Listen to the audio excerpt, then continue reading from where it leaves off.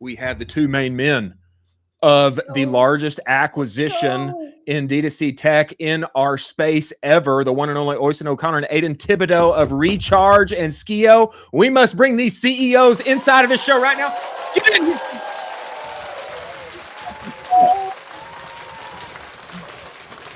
Wow. Incredible. Wow. And this conversation has been a long time coming, gentlemen. We appreciate you making the time to join us. Thanks for coming. Of course. Thanks for having us. And yeah, sorry to push, I don't know, 2-3 weeks out, but we got here and that's what matters, right? Yeah, you got here. And that's what matters, gentlemen. Now, I would love for you guys to detail for us just first, man, how did this whole thing begin? Because, Recharge, Skio, we're competing, we're in the space. How did this lovely eventual marriage, work out here? How did this whole conversation begin with you guys? For sure, from like mortal enemies to best friends, I think. We love to see it. We love to see it. Yeah. No, but on a real note, like we always had very friendly and respectful competition. Like the subscription space is pretty fucking crazy one. I think everybody got a lot of entertainment at our expense, not just Skios, but Skios, Recharges, all our other lovely and some not so lovely competitors out there. As we all went to war, essentially coming off the back of the launch of the Shopify subscriptions API. So it was like, hey, we're slinging it out with these guys. And obviously it was like mission number one. It's like they're a $2 billion company. We take them down by proxy. We should be a $2 billion company. So it was like, how do we get there? And how did this whole thing happen? So it was like, obviously crazy period of like rapid growth for Skio. Just kind of like, I don't want to say it happened overnight or happened by accident, but did a lot of things right. Like we played a slow game. We were investing in customer support, investing in customer success, like doing a lot of like the unsexy things. And then this kind of opportunity came up, and it wasn't initially like, hey, let's go to Recharge. Like obviously they hit us up when we were a much smaller company. They're like, hey, how much is it going to take for you guys to go away? That was just kind of like a funny conversation. That's a conversation I think any business has to have. This time it was very, very different. So obviously, I think a lot of people know too much about the Skio story. It's been all over Twitter. It's been all over LinkedIn, sometimes in a positive, fun way, sometimes in a not so positive and fun way. And we did have a founder who was on the cap table who wanted off. He had been removed from the business for about like 2.5 years. And we were going out saying like, hey, like, let's just find a great new partner, like a great growth partner to help the business continue to go and like go back to the space and duke it out. Right. And like, you can only go through so many calls with so many PE growth partners to tell you they're going to be great for the employees, great for the business. And nothing smelt right. And like, I don't know, our people, our customers are super and have always been super important to me. So I was just like, hey, like, I'm not going to be able to sleep with any of these sort of things. So we're just kind of like wrestling with like, how do we make it out of this thing alive sort of deal. And then the SaaS space like Ecomm SaaS was in a very different spot. The subscription space is in a very different spot. Like there were 50 different subscription solutions. Some of them started to die off. Some of them were starting to sell off. And we were looking at it and we were just like, what makes sense for us here? Like taking on one of these partners, doing a deal with the devil. Is that actually going to allow us to continue to compete with like the big guns over at Recharge, Order Groove, like a lot of like the legacy tools, like that sort of stuff. And we were like, hey, probably not. And then I think kind of like, almost in what feels like a movie style ending right now, we were just like, God damn it, like we're gonna sign these papers and I'm gonna hate my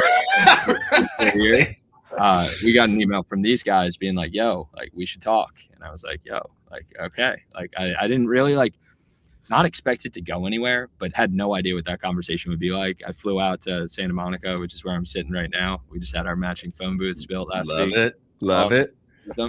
And Oisin and I just ended up jamming for, I think it was like an hour. There's 2 hours. We ended up ripping like a 4-hour walk, and not so much saying like, hey, why should Recharge buy Skio? But like, Aidan, like, dude, you guys have built something awesome. Like, where do you see the space going? And I would throw it right back at him. I was like, where do you guys see the space going?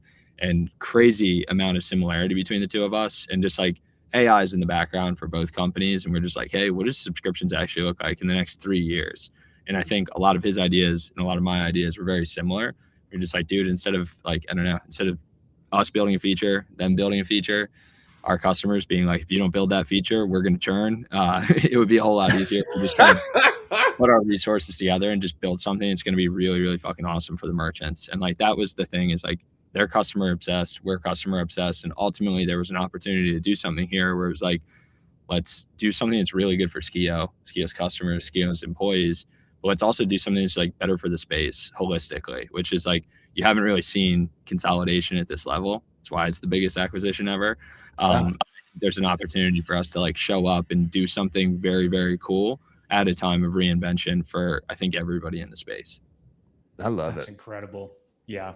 I mean, that's unbelievable. Chris knows that I get on my soapbox, and I think the future of D2C is subscription. I think it is the most powerful driving force that we have right now in all of D2C. You have Groons, you have Create Gummies, you have Marsmen, all of these kind of amazing brands that are now pushing subscription very aggressively.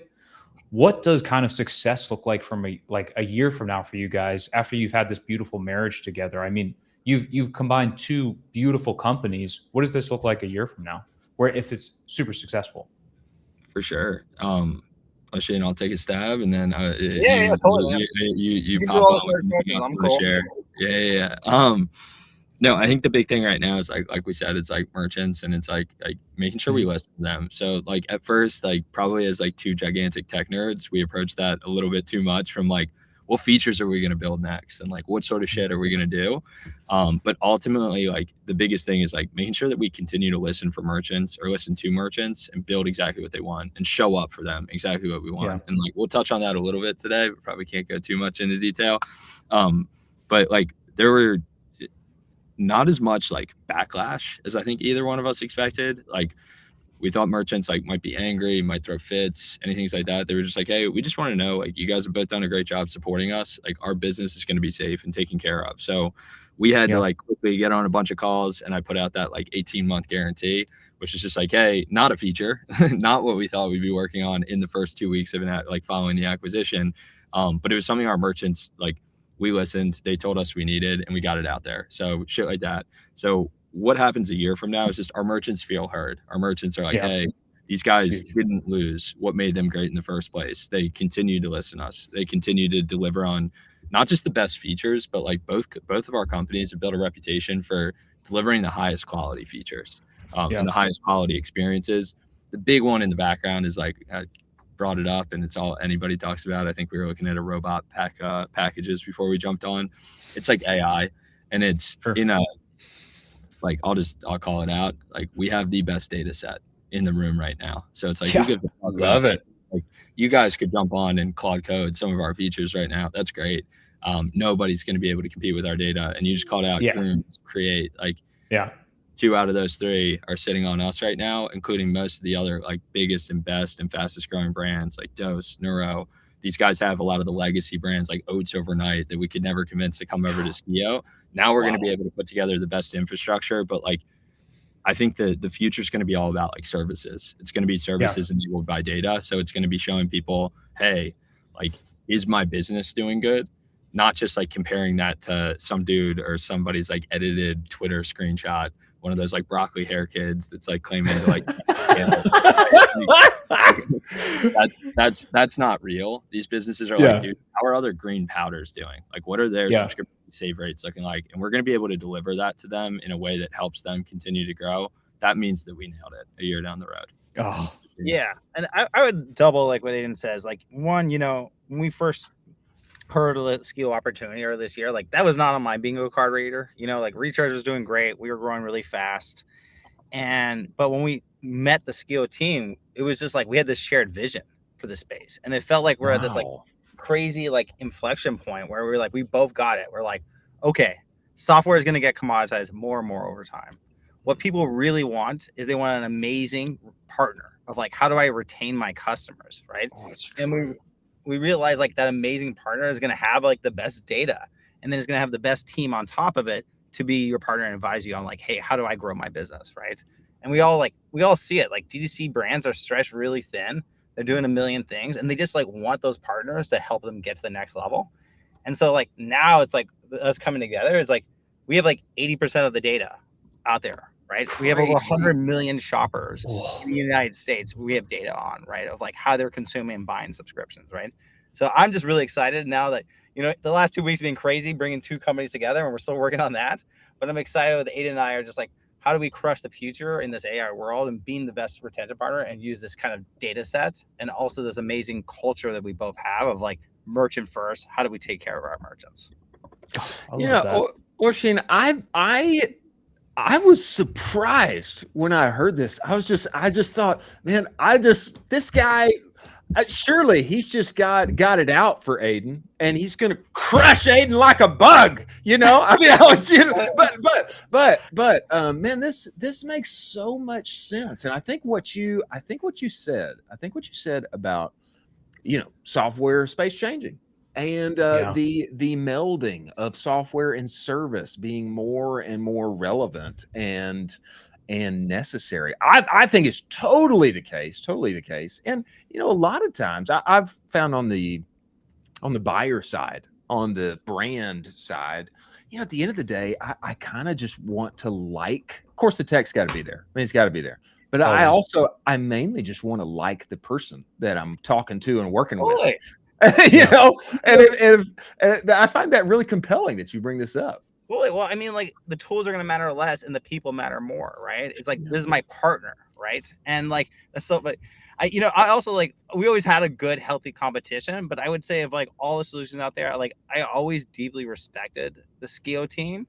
And as I met their team, I was like, holy fuck, this like reminds me oftentimes of like my Aidan, my younger self, right? Until awesome. Like I've aged so many years in the last 5 years, maybe the Delta because of everything.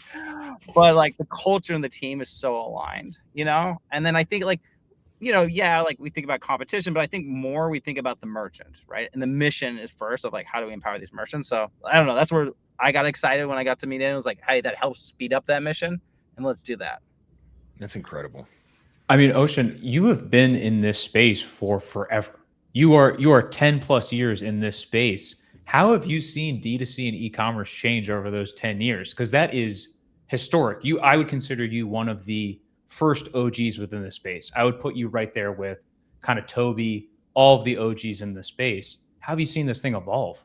I mean, look, it's evolved a shitload, right? Like when I started working with Shopify, like they were like 120 people, right? It's crazy. You know, it's crazy. And like D2C wasn't a thing really. It was kind of like all these weird companies on there, you know? And I remember like the largest merchant on Shopify at points, I think it was like Chubby's, and it was like 10 million, you know? Yeah. Wow. That was like the largest merchant. Like, it take them down, right? And so like, I think like the thing that I've realized is like, and I think why we've constantly been successful is like, we're willing to like reinvent ourselves for every phase and grind it out and do the hard things, right?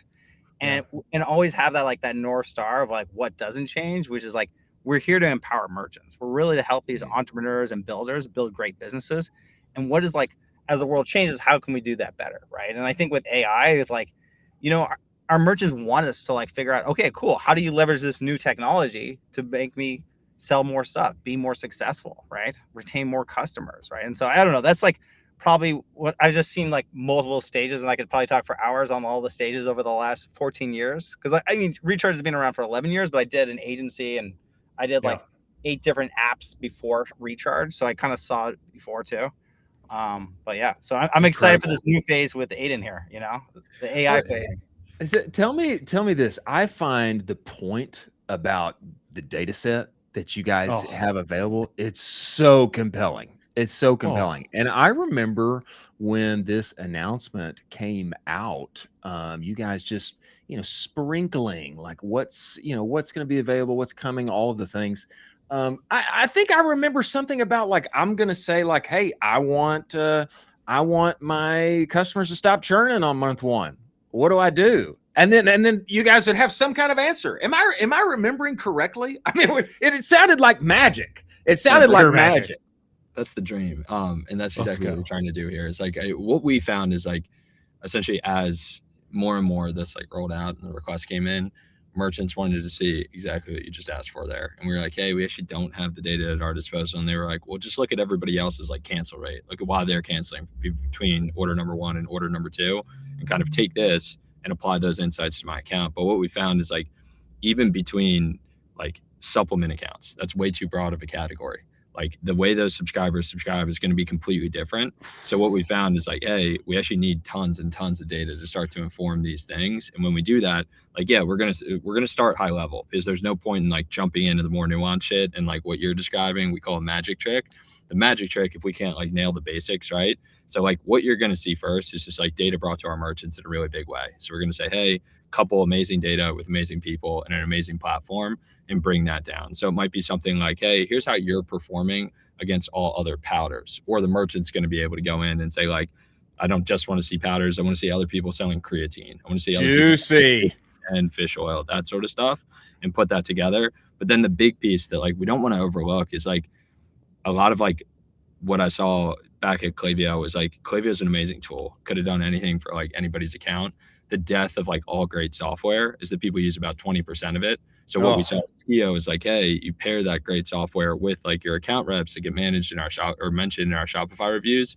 It's like people start to use 40, 50% of the platform, and look at that. Now all of a sudden they're like, dude, the platform actually works. It's actually helping my business grow. So it's going to be like kind of that path, if you will, or that natural path to growth for all of our merchants. And that's exactly what it's going to look like. juicy. I would love to double click on that, because Skio has kind of built its reputation on basically obsessive merchant services. When I think of obsessive merchant services, I think of you guys. What's the secret sauce there? Because every software company wants that reputation, and you guys just nailed it out of the gate and then maintained it. Yeah, I mean, it really is just that. And like now everybody kind of talks about obsession on Twitter, but I think like, I don't know, Twitter, LinkedIn, all that sort of shit, like nobody wants to show up and know what that means. And I think like, one, I don't want to sound like I compete a little bit too hard, right? Like that was something that was always like in Skio's sort of like a part of Skio's fabric, right? Which is just like show the fuck up for our merchants. But what was really interesting is like, not a lot of people know this. Skio had insane growth at first. We went out to raise this big round right around the time that the market fell apart. So we were just like, hey, we couldn't get all these dollars. And we didn't want to devalue the company in a big way, because like I had seen just investors kind of like pervert the business model of a lot of like amazing SaaS platforms, bring on a big sales team, don't deliver for your customers. So like we kind of did that like by default. We were like, we can't bring people in. So what do we want to do? We set like our North Star as 0% churn. And we were like, hey, what does that look like? And it forces you to be like obsessive about everything. The thing that like my biggest learning or lesson in this whole thing was like, I did it naturally because I'd worked with a lot of SMBs. I was a consultant before all of this. Like these are these people's businesses. And I always told our team, treat them like these people's businesses. So like if they were having an issue, I don't give a shit if it's a Saturday morning. I would leave the bars in New York on like a Friday night, come back, pour water on my head, hop on phone calls. What I didn't realize was happening was like all of our employees took note. And I was never like that top of the company being like, you guys need to be online until 10 o'clock. Like, I think all those companies like backfire. I just did it naturally. And I was like, this is what our people need. And like, sometimes you're going to log off at 3. Sometimes you're going to be there for them at 7 or 8. And it became just like a part of who we hired. And then Skio could kind of like self-validate, where those people that didn't really fit in and thought that that was weird would just kind of see themselves out of the company. And we ended up having this like crazy merchant obsession, just like built into every part of the company. Wow. Oisin, I see why. I see why Skio team's got to be with Recharge. You're seeing your younger self there at play, brother. I see it. Okay, tell me this. And you know, we know you guys are busy men and you got to go, but we got to get one thing at least before we get you out of here. Oisin, I feel like what is happening inside of our space so positive. There's actually capital to be had again. Man, we're seeing people get invested in. We're seeing people get acquired, especially inside of, hey, I've got a growing subscription business with predictable LTV, et cetera. You know, there's been some McGroons, you know, Marsmen, et cetera. You can keep going down the line. I feel like you guys are poised, like right at this crucial moment with everything that's happening in tech, things that are happening inside of D2C with subscription, et cetera. I mean, I feel like you guys are poised, like in the cresting waves of the zeitgeist and things that are happening with capital, et cetera, to really capitalize on this moment and make a huge run in what's happening inside of our space. Do you feel the same? I feel like this is a great moment in time to be at for you guys to come together. Yeah, 100%. You know, again, like this felt like I always like to do stuff when it like becomes like stupidly obvious, when it's like a big one-way door like this, like spending $100 million bucks. And you know, I think the reality is like this deal just made so much sense on all sides. Is like we met the Skio team and we're like, oh my God, love the guys. And we thought like we could learn a lot from them. We could all level up here. There's so much we can do together. It was just super exciting. We were like, oh my God, this accelerates the future together, right? You know, the vision of what we think of being the best like partner on retention for our customers, right? But 3 is like, it's like obvious to both Aidan and I, like, is that it's like pretty simple. Is like as cost of acquisition just keeps on going up, is the only companies that win are the ones with the highest LTV, right? Oof. It's that simple. It's like you watch TV. There's only like 5 types of companies that sell shit on TV. It's like CPG. It's like insurance companies, car companies, alcohol companies. You know what I mean? It's like very actually focused, right? And I think our bet was like, hey, when you think about e-commerce 5-10 years down the line, it's actually going to be less variety, unfortunately, because I think the companies with the highest LTV will just pay the most for acquisition and they will just dominate the channel, right? And I think that's why we see subscriptions winning out. And like, if I was like, everyone in the space is always like, hey, if I'm going to start a new company, I got to start a subscription company, because they fundamentally realize that LTV to CAC equation, you know? So bars. I totally agree. Bars. Gentlemen, we appreciate you for coming to join us and giving us details on the largest acquisition inside of our space. And we are excited to follow along and see all the things to come. And here's to Team Recharge and Team Skio being a part of Team Recharge right now. Thanks for joining us. Let's go. Take care, guys. Thanks so much.